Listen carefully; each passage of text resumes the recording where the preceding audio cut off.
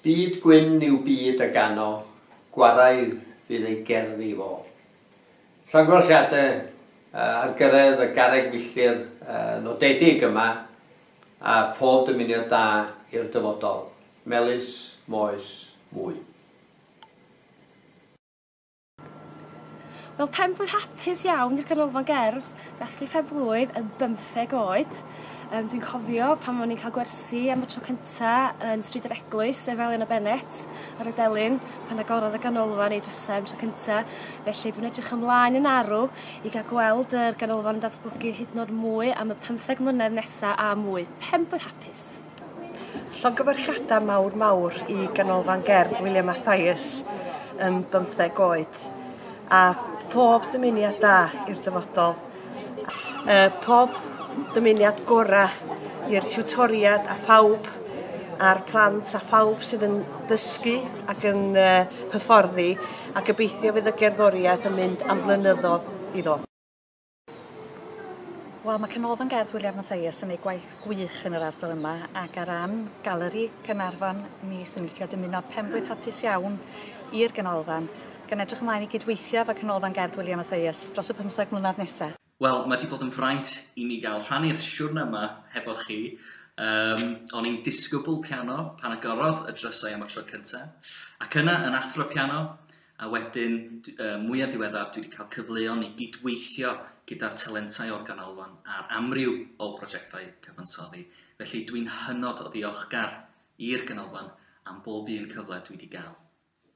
A mae nifer fawr iawn o'n myfyrwyr ni wedi cael profiad o gydweithio gyda chi ar draws y blynydde.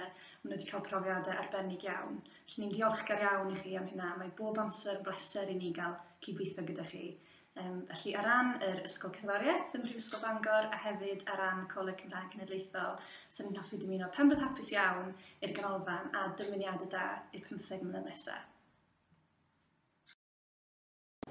Mae'n bleser cael gweud penblwydd hapus iawn i ganolfan gerdd William Mathias yn 15 oed gan pawb yn pontio. Ers i mi roi datganiad yn 1997 ym Mhlasnewydd i godi arian ar gyfer y ganolfan, mae wedi bod yn bleser gweld y twf blynyddol a dymunaf benblwydd hapus i ganolfan gerdd William Mathias. I love Paris in the springtime.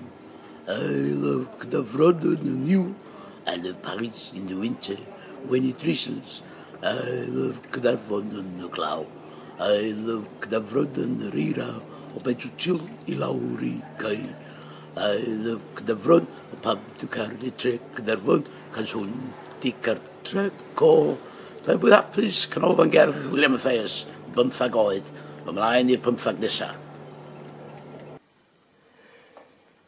Mae ganolfan fach yn 15 oed, yn 15 oed, yn 15 oed. Sirioli mae'r tân wrth glywed y gan, a dawnsio mae'r gadar ar stôl wrth ei throed, oherwydd bod y ganolfan fach yn 15 oed. Penblwydd hapus!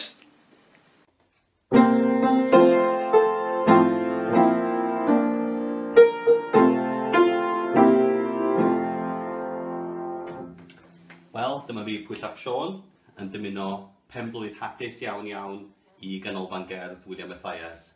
15 mlynedd arbennig iawn a phob dymuniad da am 15 mlynedd llwyddiannus iawn unwaith eto. Ta-ra! Was going to my chapel, Carmel Baptist Chapel in Newtodiga, Turgaman Bagani. I was about 3.